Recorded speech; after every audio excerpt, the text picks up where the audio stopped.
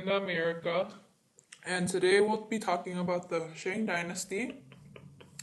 And so the Shang Dynasty was the first ever dynasty in China. Wait, Arunya, backtrack it a little bit. Wasn't the Shah dynasty the first dynasty in China? The XIA? Well, the Shah Dynasty could be considered the first dynasty in China, but there's no physical proof that it ever existed, like no evidence that it was ever there. So many just consider it a mythical thing. But anyways, the Shang Dynasty was said to begin after the mythical Shah Dynasty, when Tang, the first Shang ruler, overthrew Xie, the last Xia ruler. The Shang was able to become great because of its location. Its location was centered around the Yellow River or the Huanghe River. This particular location gave them various benefits, but also various disadvantages. The disadvantages would include the flooding of the river. The Huanghe would always have unpredictable flooding patterns, which would kill a lot of people, which, wasn't good. Not good. That so much death would happen around it. But the Huanghe wasn't only bad, it also provided a way for the civilization to connect, for interaction within the people. Since the river, it was able to become means for trade and transportation. So, people were able to become closer. The river not only increased the interaction between the Shang, but it also benefited the soil. As I told you before, the floods would come in. So when the floods would come in, it would leave this nice, good soil behind. And, agriculture was able to flourish under that, and a lot of crops were able to grow, such as rice and wheat, millet, and corn. It played an obviously really vital role in the agriculture, but it wasn't its only supporting factor. The Shang also used domestication of animals. Animals that had been domesticated included pigs, horses, sheep, and a lot more. Wait, I mean, we've been talking a lot about farming and farmers and all this agriculture. Then does that mean they're like the most important people of the Shang?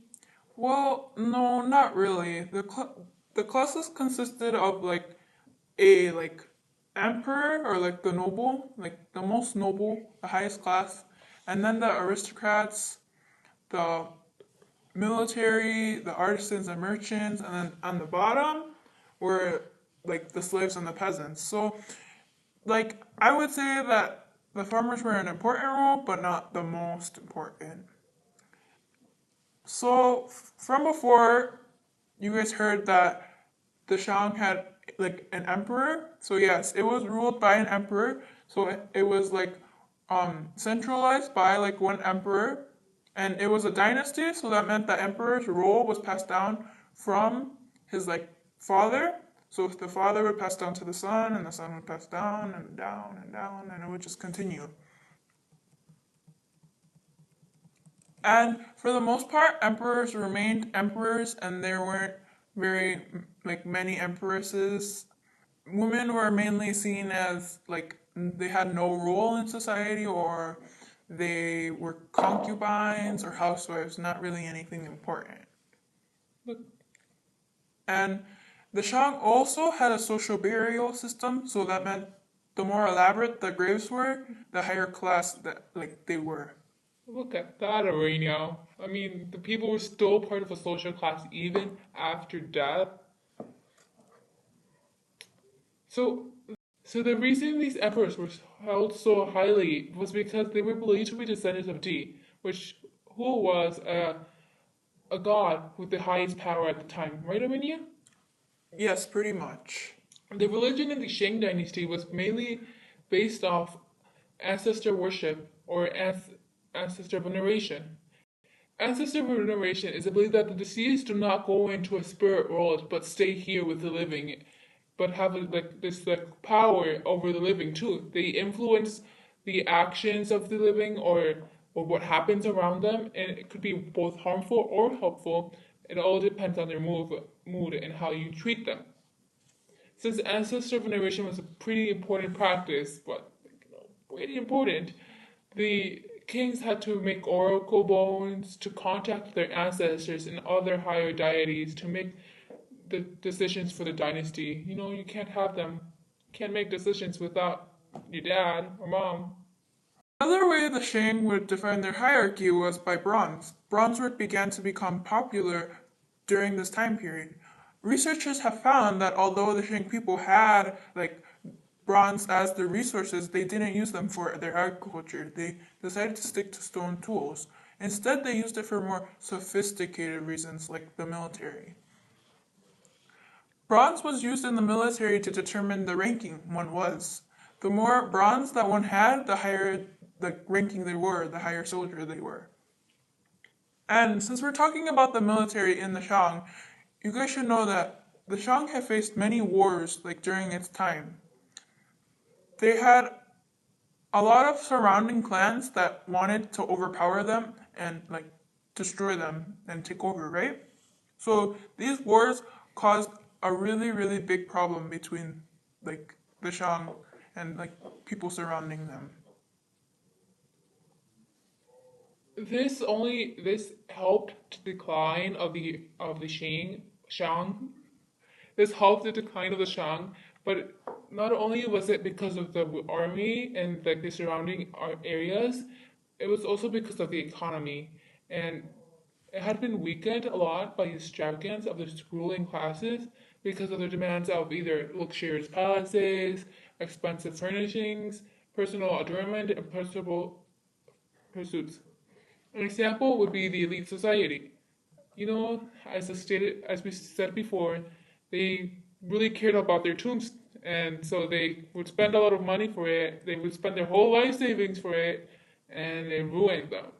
This also ruined the whole Shang dynasty at the end, and sooner or later, the Sao dynasty came in and swooped in, and there ended the Shang. So Erica, do you feel the Shang dynasty was a successful dynasty or no? I don't know, Arunya. I mean, what really defines a successful dynasty?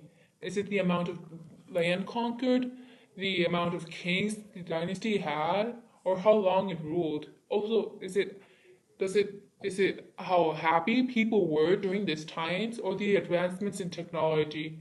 I mean, the Shang had discovered the horse chariots, which they used in battle, and pretty much scared the other enemies, and they reigned about for 6,000 years. So does that determine if they're successful or not? I mean, we can leave you guys to answer that question.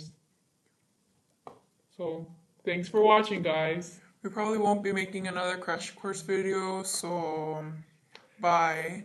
See you next time. Guys, you forgot the open letter. Look! A chess piece.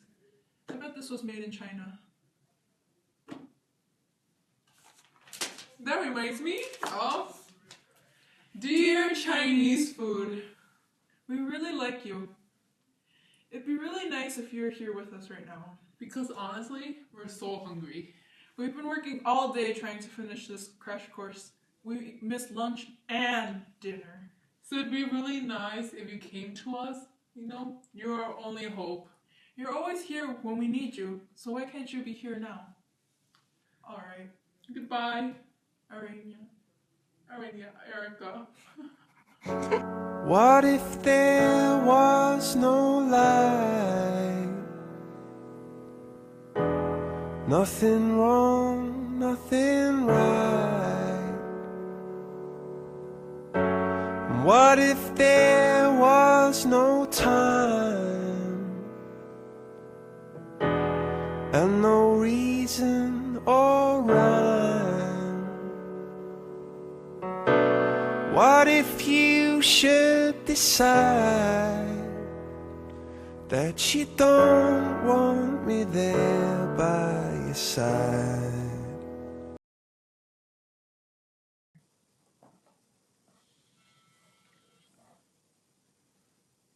hello? At the library still?